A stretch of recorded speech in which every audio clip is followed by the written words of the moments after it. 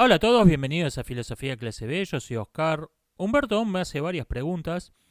¿Cómo diferenciar un verdadero filósofo de un lobista? Hay una diferencia fundamental, no es solo una mera cuestión ad hominem esto. El verdadero filósofo parte de una idea o de unas pocas ideas y empieza a sacar todas sus conclusiones de modo riguroso, de modo lógico. Empieza a sacar todas sus consecuencias y algunas de sus consecuencias lo van a sorprender y va a tratar de explicarlas, de justificarlas, pero lo van a sorprender al mismo, algunas de sus consecuencias. El lobista, en cambio, parte de una conclusión. El núcleo de su sistema no es una premisa fundamental, es una conclusión, y para defender esa conclusión empieza a hacer especies, empieza a coleccionar todo lo que encontró. Toma esto, el lobista es invariablemente ecléctico y es un ecléctico totalmente incoherente. Toma de cada sistema filosófico lo que le sirve. Ignora las abiertas contradicciones entre una y otras premisas. Lo importante es que todo lleva a la misma conclusión. La conclusión a la que quiere llegar es lo único que nunca está puesto en discusión. Es un abogado defensor de una consecuencia, el lobista. Y esto lo podemos ver sin conocer a la persona, sin conocer sus cuentas bancarias, sin conocer en qué medio lo están difundiendo. Simplemente tenemos que ver su doctrina y vemos si el punto de partida es un axioma, es un postulado inicial del que empieza a sacar sus conclusiones, o si su punto de partida es una conclusión a la que le añade cualquier premisa que venga bien para justificar la conclusión. Esto lo podemos decidir viendo únicamente su discurso. Esta es la diferencia entre un filósofo y un lobista, que no es una diferencia pequeña. ¿Qué opino de la envidia? La envidia es el mejor modo de mantenerse en el fracaso, porque el envidioso se hace como preguntas retóricas lo que debería preguntarse en serio. El envidioso dice, ¿por qué ellos son ricos y nosotros somos pobres? Cuando lo que debería estar preguntándose es, ¿por qué ellos son ricos y nosotros somos pobres? Debería hacerse como una pregunta de verdad, lo que hace como pregunta retórica. El preguntarse de verdad por qué él es pobre y por qué algunos de sus vecinos son ricos, lo llevaría a estudiar qué están haciendo diferentes sus vecinos que no ellos, y eventualmente descubrir la causa por la que son pobres, y descubierta la causa, cambiarla y cambiar el efecto. La envidia es el camino directo a perseverar en el fracaso.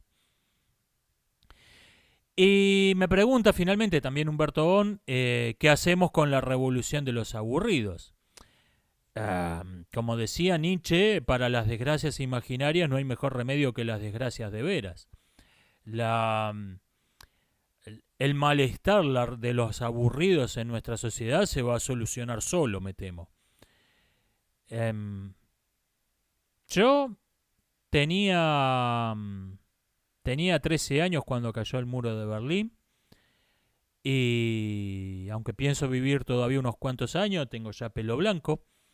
Así que puedo decir que pasé la mayor parte de mi vida en un periodo histórico que los historiadores del futuro quizás se refieran como la pequeña bella época, la época más o menos bella. La época no es muy bella, pero es simpática. Y esa época está por terminar. Y me temo que los pibes que tienen 15, 20 años hoy van a pasar la mayor parte de su vida en un mundo en guerra. En un mundo donde no haya mucha gente ofendida, que se ofenda por la letra O. Eh, el mundo está a punto de hundirse en una época de guerras a gran escala que va a durar décadas. Y donde la mayoría de los jóvenes, de los que hoy tienen menos de 20 años, van a pasar la mayor parte de su vida en esa época. Me temo que esa es la verdadera respuesta.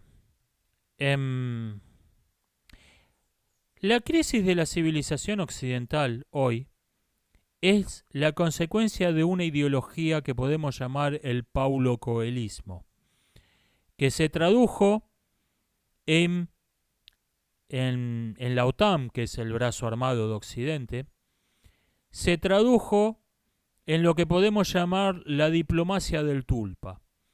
El Paulo Coelhismo, la diplomacia del tulpa, dice que si creemos con todas nuestras fuerzas en una mentira, si nos cerramos a ver todas las evidencias que la contradicen, todos los argumentos que la refutan, y creemos con todas nuestras fuerzas en una mentira, la mentira se va a materializar, se va a convertir en una realidad concreta y tangible.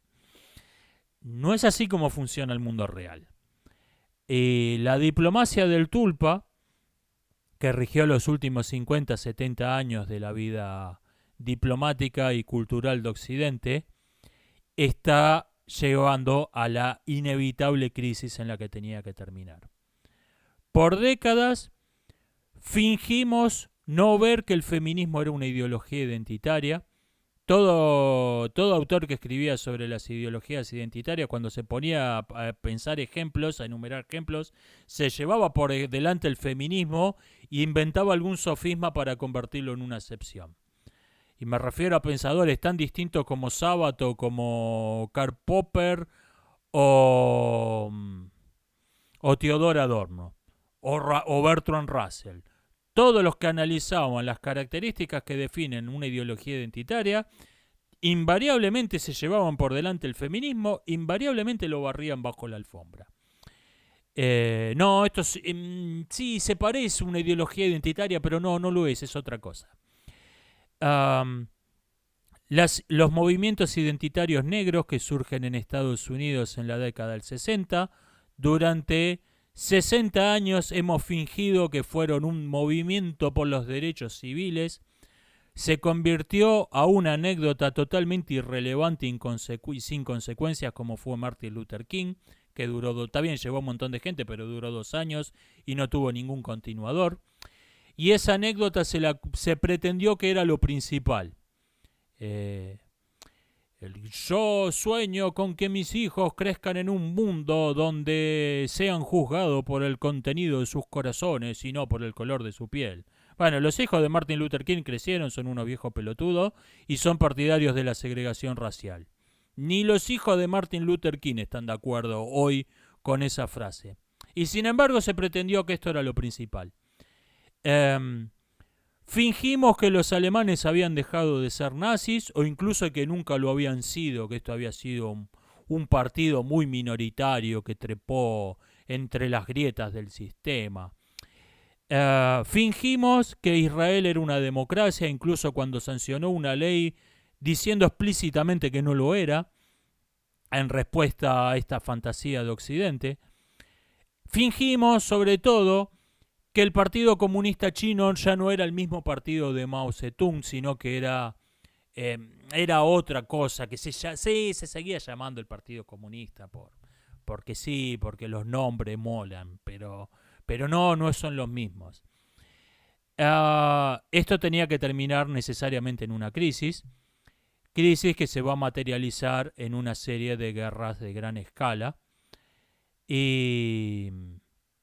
Y esto era inevitable y era necesario en los dos sentidos del término. Era necesario lógicamente y era una necesidad, era una crisis que necesitábamos pasar. En algún momento teníamos que encarar de veras todos los problemas que durante 50, 70 años estuvimos barriendo debajo de la alfombra, pretendiendo que no existían, o incluso pretendiendo que alguna vez habían existido pero ya habían dejado de existir, eran cosas del pasado, de otra época, ya no existe eso. En algún momento íbamos a tener que encararlos de verdad. Y las crisis militares que vamos a enfrentar en estos años, en estas décadas, son consecuencia de la diplomacia del tulpa. China se convirtió en una potencia militar gracias a que la transferencia de tecnología con potencial militar de los países de la OTAN, porque este ya no era más el partido de Mao Zedong, podíamos ir a hacer negocios con ellos, podíamos ir a venderle tecnología militar. Francia instaló y financió un laboratorio de armas biológicas en Wuhan, que podría salir mal. Y esto es lo que está explotando hoy. En los próximos años va a haber muy probablemente una invasión china de Taiwán que lleve a una guerra entre Estados Unidos y sus aliados asiáticos contra China, una muy probable guerra entre la OTAN y la Federación Rusa, una guerra fría entre el Reino Unido y Polonia contra la Unión Europea, que simplemente la pusieron en pausa porque la amenaza de la Federación Rusa es más urgente, pero no es un conflicto que se haya solucionado, simplemente se lo puso en pausa, después como Tony Jerry cuando aparece el perro. Después nos seguimos dando entre nosotros.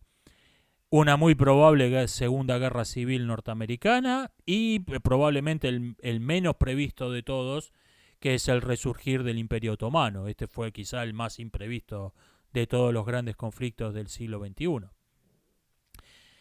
Después de toda esta crisis que va a durar décadas, esto no se soluciona tirando 2 tiros en 2 años, me temo, yo creo que Occidente va a sobrevivir a esta crisis, va a resurgir fortalecida, pero va a resurgir cambiada, va a tener que ser una civilización distinta, como fue distinta la modernidad a la Edad Media, como fue distinta la Edad Media a la civilización greco-romana. Va a tener que surgir cambiada. Va a tener con verdaderos nuevos valores. No lo que se llaman nuevos valores hoy, que son la ausencia de valores propia de toda época de decadencia. En el sentido literal, va a tener que adoptar nuevos valores Occidente y va a resurgir, pero va a ser al mismo tiempo este modo extraño en que resurgen las civilizaciones, donde son al mismo tiempo una nueva cosa y al mismo tiempo es una continuidad. Hay una continuidad y una novedad al mismo tiempo. Eso es lo que creo que va a ocurrir. Yo no creo que viva para verlo, pero esto es lo que pienso que va a ocurrir. Me preguntan otra persona qué es el bien común. El bien común es una figura retórica que no significa nada. Vamos a hacer esto por el bien común. No significa nada. Si yo digo que es justo que una persona que construyó una casa se la quede, no se la roben, o si el Estado necesita expropiarla, que por algún motivo, por alguna causa mayor, que necesita pasar una sequía, una fortificación militar o una autopista por donde está la casa, que le paguen lo que vale la casa. Si yo digo que esto es justo, estoy adoptando un verdadero principio. Estoy diciendo, bueno, yo quiero que las leyes sean justas. Y la justicia es algo que se puede definir, es algo que se puede establecer. Si yo digo quiero que las leyes apunten al bien común, no estoy diciendo nada. Pretendo estar diciendo algo, pero no digo nada. No me estoy subordinando a ningún principio. Y por lo tanto, bajo esa retórica del bien común se puede englobar cualquier cosa. Respuesta, ¿qué es el bien común? Nada. Es una figura retórica que no significa absolutamente nada.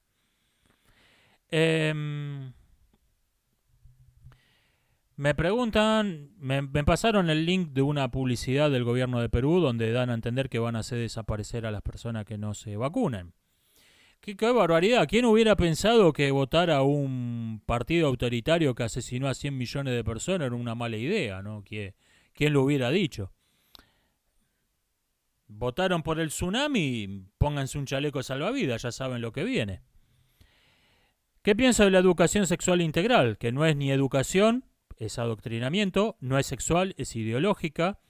Y definitivamente si hay algo que la perversión sexual no es integral. La perversión sexual se puede definir como la ausencia de integridad en la sexualidad.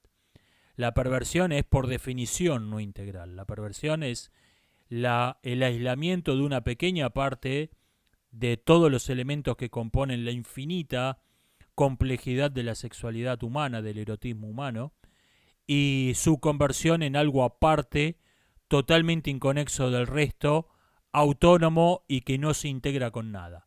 Eso es la perversión sexual. O sea, si hay algo que la perversión sexual no es integral. Voy a dividir el video en 2, nos vemos en la segunda parte.